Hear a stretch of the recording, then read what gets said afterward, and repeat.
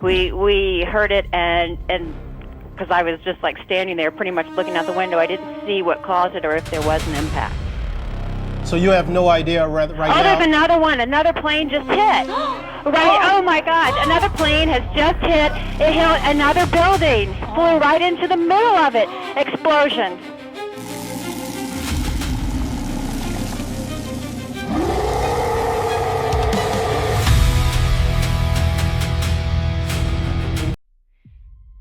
September 11th, 2001. A date burned into history so deeply that people who were alive that day can still tell you exactly where they were when they heard the news. Some were at work, some were at school, some people were even asleep when the world changed. And before we go any further, let's make something very clear. This video is not made to mock the victims. It's not made to disrespect the firefighters, the police officers, the paramedics, the office workers, airline passengers, or families that lost someone that day. Nearly 3,000 people died on 9/11. Real people, real fear, and real tragedy. This video exists because 9/11 became more than just another terrorist attack. It became one of the most debated, analyzed, and questioned events in modern history. So tonight, we're going through the facts, the timeline, the perpetrators, the collapse of the buildings, Flight 93, and the conspiracies that still surround that day over 20 years later. This is 9/11. In a matter of seconds, we heard a boom. We went to the corner, and there it was, right in the middle of the World Trade Center. Where are you standing right now, Tony? I'm right in the building right now. Okay, and what do you see at this point? Oh, people all staring up there, looking at it all. Oh my God, the smoke is coming out, black throw smoke. Okay, you can see we are physically looking at one of our sky cams right now. We can see billowing smoke from the top of the World Trade Center, Tony. Yes. Are there other people that are around you at this point? Is everybody in pretty much a state of shock? Oh, of course they are. People are warning us. The people in the building are in shock, going out. My God almighty. Look at the building is on fire, God. Oh, God, there's people in there. Oh, my God. Tony?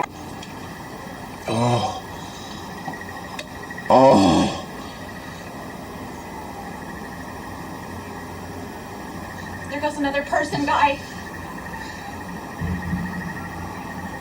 There's a person, guy. There's people falling out. That was a person. The morning of September 11th started like any other Tuesday morning in America. People were grabbing coffee, people complained about traffic, people rushed into elevators. They boarded flights thinking they would land a few hours later and to continue with their normal life. But 19 hijackers connected to the terrorist organization Al-Qaeda had already set a plan into motion. 4 commercial airplanes would be hijacked that morning. 4. American Airlines Flight 11, United Airlines Flight 175, American Airlines Flight 77, and United Airlines Flight 93. The attackers had trained for months. Some had attended flight schools in the United States. Their leader was Mohammed Atta, one of the most recognized names connected to the attacks. The goal was simple: turn civilian airplanes into guided missiles. At 8:46 a.m., the first impact happened. American Airlines Flight 11 crashed into the North Tower of the World Trade Center in New York City. At first, people believed it was some kind of terrible accident. Navigation failure, pilot emergency, something mechanical. News stations started broadcasting smoke pouring from the tower while confused reporters tried to understand what they were seeing. Then 17 minutes later, the second plane hit. United Airlines Flight 175 slammed into the South Tower live on television. And it was that moment the entire world understood something horrifying. America was under attack. Just about 27 minutes before that flight hit the North Tower of the World Trade Center, she called her colleagues on the ground. This is the first time that anyone outside those planes finds out what's going on. Let's listen to Betty Ong. The cockpit's not answering. Somebody's stabbed in business class, and I think there's mace that we can't breathe. I don't know. I think we're getting hijacked. Just 5 minutes later at 8:24 a.m. Eastern Time, just 22 minutes before impact on the North Tower, you hear the haunting voice of the lead hijacker, Mohammed Atta. Boston Air Traffic Control picks up his voice in the cockpit as he's talking to the passengers. Listen to Mohammed Atta. Is that American 11 trying to call? Buddy, we have some planes. Just stay quiet and you'll be okay. We're returning to the airport. And who's trying to call me here? American 11, are you trying to call? Nobody move. Everything will be okay. If you try to make any move, you'll danger yourself and the airplane. Just stay quiet. Got your window right now? Yeah. Can you see a guy at about 4,000 feet, about 5 east of the airport right now? Looks like he's... Yeah, I see him. You see a guy, look, is he descending for the building also? He's descending really quick too, yeah. Well, that's 2,500 feet now. He just dropped 800 feet in like one sweep. That's another situation. What kind of airplane is that? Can you guys tell? I don't know. I'll read it out in a minute. Another one just hit the building. Wow. Wow. Another one hit it hard. Another one just hit the roof fade. The whole building just came apart. Holy smokes. American 1060.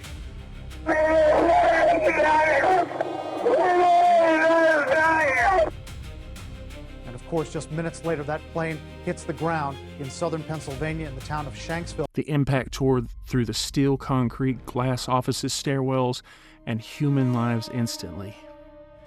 People trapped above the impact zones were suddenly cut off from escape. Firefighters rushed into the towers while thousands of civilians rushed out. Think about that for a second. While everybody else is running for survival, those firefighters were climbing upward toward burning skyscrapers. Some of them made it as high as the 70th floor before the towers collapsed. And many never came back out. At 9:37 a.m., a third plane hit its target. American Airlines Flight 77 crashed into the Pentagon in Arlington, Virginia. The Pentagon, the headquarters of the United States Department of Defense. Now panic had spread nationwide. Nobody knew how many planes were hijacked. Nobody knew what the target was next. Government buildings evacuated. Flights across the country were grounded. People stared at televisions in disbelief. And then came the fourth plane. Now this one's a little more interesting. United Flight 93. But this flight would become different from the others. Passengers aboard Flight 93 learned through phone calls of other hijacked planes had already been used as weapons. They realized that they were part of the attack, and instead of sitting helplessly, the passengers fought back. People like Todd Beamer, Tom Burnett, Mark Beggingham, Jeremy Glick become symbols of courage that day, and I apologize if I got those names wrong. The passengers attempted to storm the cockpit, and at 10:03, Flight 93 crashed into a field near Shanksville, Pennsylvania. Nobody on board survived. But investigators believe that passengers prevented that plane from reaching its intended target, which many suspect was either the U.S. Capitol building or the White House. Flight 93 became a story of ordinary people making an impossible choice. Knowing they were likely going to pass away, they chose to fight. Now let's talk about the collapses. 9:59 a.m., the South Tower collapsed. Then at 10:28 a.m., the North Tower collapsed. Massive cloud of debris exploded through Manhattan streets. Steel beams twisted apart. Concrete dust covered the entire city. Thousands of people were still inside nearby. Later that afternoon, another building collapsed. This is where the conspiracies start to go crazy. World Trade Center Building 7. Because unlike the Twin Towers, Building 7 was not directly hit by an airplane. Now, some believe that Flight 93, which could have been for the White House or something like that, some people believe it was supposed to strike Building 7. Yet it didn't, and the building still collapsed. The official explanation from investigators states that debris from collapsing towers caused major structural damage and fires that burned uncontrolled for hours, eventually causing the building to fail internally before collapsing. But critics argue that the collapse itself looked too symmetrical, too sudden, and too similar to a controlled demolition, as did the North and South Tower. And for 2 decades, Building 7 has remained one of the biggest talking points of 9/11. Now here's the things that get complicated. There are people who ask legitimate questions about building design and government transparency, but then there are people who spiral so far into conspiracy territory that every shadow becomes evidence and every unanswered question becomes proof of something massive, secret operation. The reality is this: the US government absolutely failed in major ways before 9/11. Warnings existed, intelligence agencies missed opportunities, communications between departments was poor, mistakes were made. But then discussing theories beyond that is important to separate evidence from speculation, because once emotion takes over, facts become optional. And whatever you believe about Building 7, personally, I believe Flight 93 was headed straight for Building 7. I don't have proof of that, but it's what I believe. And it still makes me wonder why it fell. You can do your own research and you can see the videos. It looks extremely a lot like a controlled demolition. Do your own research and come to your own conclusion.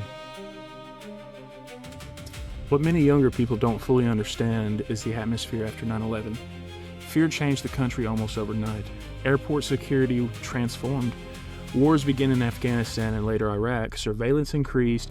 Patriotism surged. Suspicion spread everywhere. You can almost divide history into 2 sections: before 9/11 and after. The footage still feels real today. People covered in ash walking through the streets. We search for patterns, for hidden meaning, for someone to blame beyond the obvious. And the fact that one of the hijackers' passport was found at ground zero before the buildings collapsed. We the people have questions. Now you'll find a lot of conspiracies out there about 9/11, whether the planes even hit. But what we do know is nearly 3,000 people died that day. And we want to know if they died for nothing or for something. But here at Death Before Decaf, we want you to draw your own conclusion. We want you to do your own research. Don't just take our word.